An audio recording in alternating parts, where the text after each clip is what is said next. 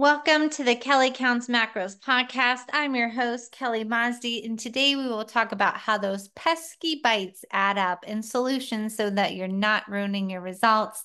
This will be part 2 of 2, how those pesky bites add up. So be sure to listen to part 1 if you did not get a chance to. I get asked the question all the time, Kelly, how do I stop snacking, grazing, and eating all the leftovers off of my children's plates? So a new podcast episode drops every Monday, so please be sure to subscribe so that you don't miss a single one. Hit that follow button. Today we will be discussing part 2 of 2, how those pesky bites add up. I will give you my easiest ways to eliminate this habit completely from your life.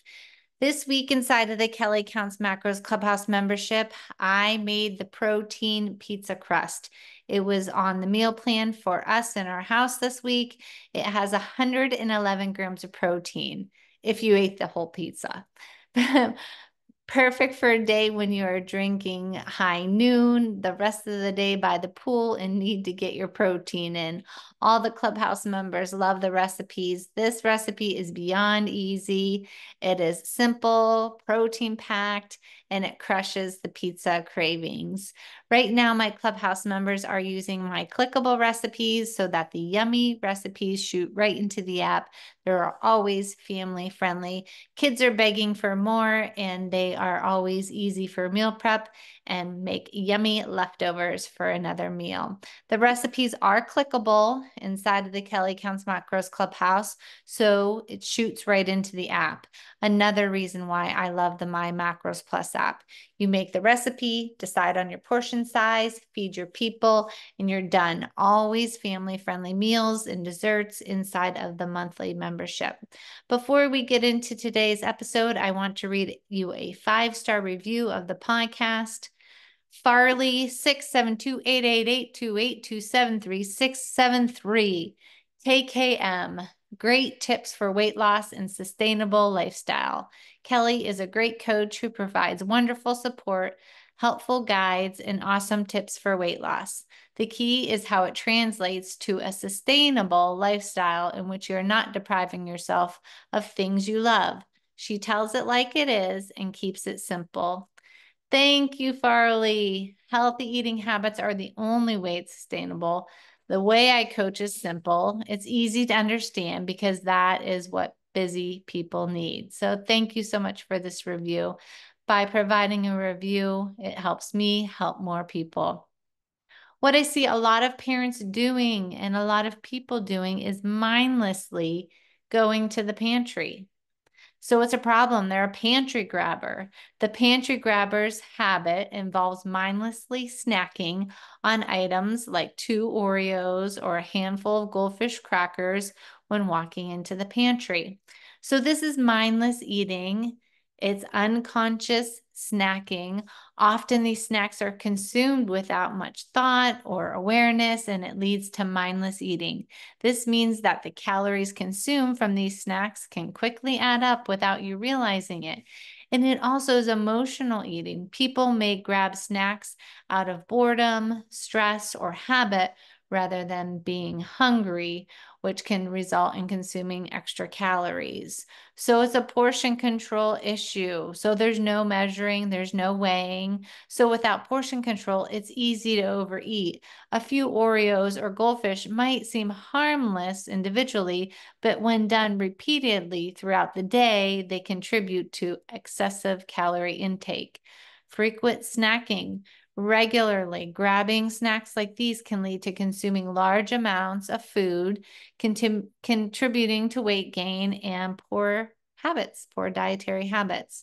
So the solution is just being mindful awareness. Pause. It may seem so simple, but a pause before grabbing. Take a moment to assess whether you're really hungry or you're just eating out of habit. Consider drinking water or grabbing a piece of gum or sipping on some tea. This may seem so simple, but a pause. Once you practice this habit of a pause, your mind will be on autopilot and initiate this pause. Portion control. Pre-portion snacks into smaller containers or bags to avoid the overeating and help manage portion sizes. Or buy the smaller bags. I do this. It's more important to me to buy 100-calorie packs of cashews for myself and my family to show them what a true portion of nuts looks like than to buy that huge container at Sam's and have my family overeat them. Just to save a few bucks? Nah, no. My family's health is more important than saving a few bucks. Organize your pantry, out of sight, out of mind. Store the calorie-dense snacks in less accessible places and keep healthier options at eye level. So make a snack zone.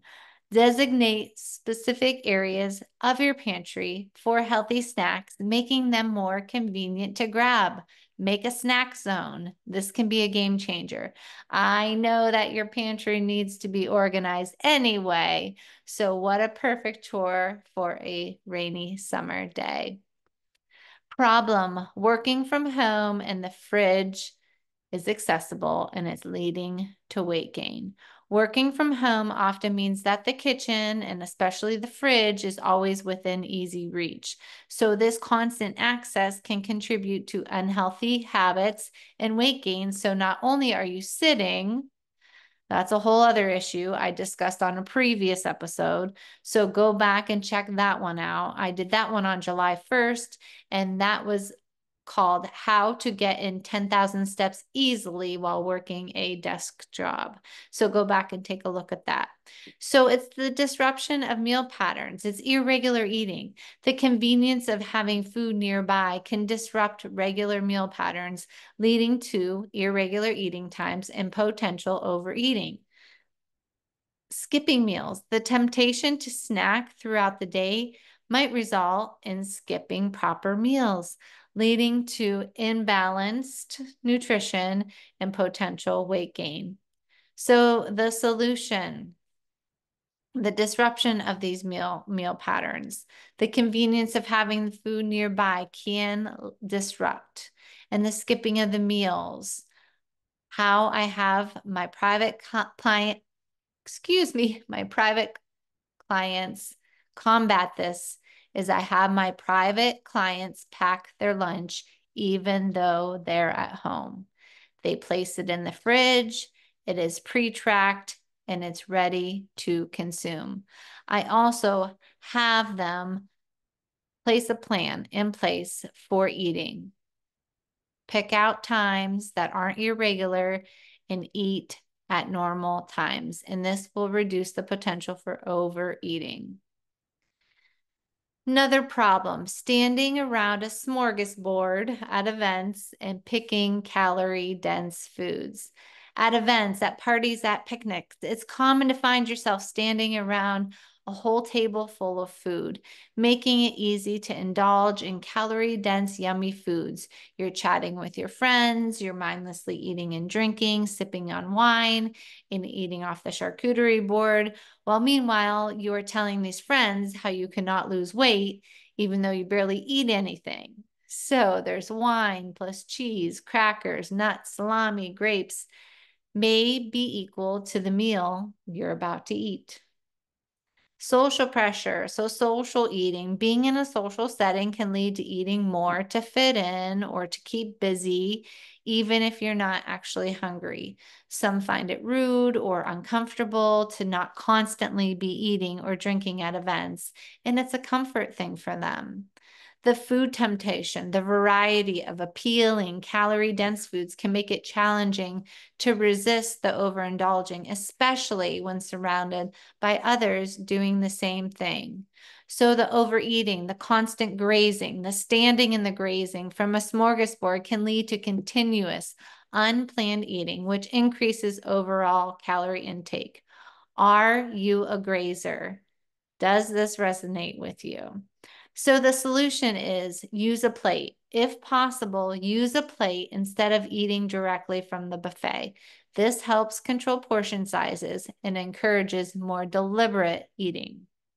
and serve yourself. Choose smaller portions of the calorie-dense foods and balance them with healthier options like fruits, veggies, lean proteins. Plus, have a seat, take a seat and eat. No need to be standing up. I had one Clubhouse member who had 8 events this upcoming month. We made a bright line for her that she would sit and actually enjoy her food at these events. Perhaps you need to make this rule for yourself. Socialize away from the food. Engage in conversation, focusing on socializing and enjoying the event rather than standing around the food. Find activities or conversation spots away from the buffet table. Talk to your cousin Beth in the shade, away from the picnic table. Participate in the activities. Join in any activities or games at the event to keep yourself engaged and distracted from constant snacking. Go play cornhole or cards or wiffle ball and stay away from the food table. Problem number 9, picking before dinner or while preparing dinner. The habit of picking food at before dinner or while cooking can lead to overconsumption. So many times I hear that my clients pick before dinner, they eat dinner, and continue to pick even after dinner, even though they are not hungry. Usually the culprit is not eating enough during the day and not planning a high protein snack for the afternoon. They either don't plan for the snack or the Hershey Kisses from the break room. Nothing wrong with the kisses, but hint, hint, they're not going to keep you full. So the solution is plan for an afternoon snack. Cottage cheese, yogurt, protein chips, a Built Bar, something to hold you over. Also making yourself a big, huge glass of ice water instead of pouring a glass of wine. Or putting in a piece of gum so that you can actually make dinner and then enjoy dinner with your family. Put that gum in a drawer in your kitchen and grab it. Being too hungry leads to falling off the wagon every single darn night and feeling guilty that you screwed up again. And the last problem we're going to go over, taking a roll and swiping up the extra gravy or spaghetti sauce. So this just means cleaning every little morsel off of your plate. This habit involves using a piece of bread or a roll or another carb-heavy item to scoop or swipe extra gravy, spaghetti sauce, or other high-calorie sauces from your plate.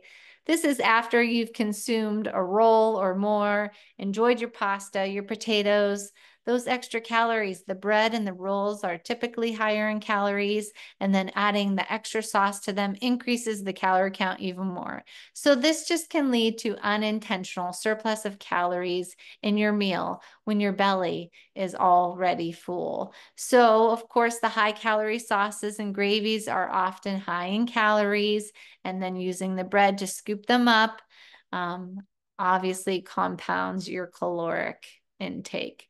So habitual snacking using the bread to scoop up extra sauce can become a mindless habit, leading to eating more than you really need to or that you intended to, even when that belly is full. So this behavior is a habit and it often occurs without awareness, leading to overconsumption. So solutions, pay attention to your eating habits and recognize when you're using bread to scoop up extra sauces. Make a deliberate choice to stop this practice, especially if you are not hungry. Enjoy your meal. Focus on savoring your meal without the need to use extra bread for the sauce and get every single speck of food off of your plate. Enjoy the flavors of your dish without adding the additional calories. So focus on the flavor without excess. Enhance the flavor of your dishes with herbs and spices and other low-calorie seasons instead of relying on extra sauce. Experiment with cooking methods. Try different cooking methods and recipes that naturally require less sauce, oil, and uses these sparingly. So takeaway, if you struggle with any of these, track.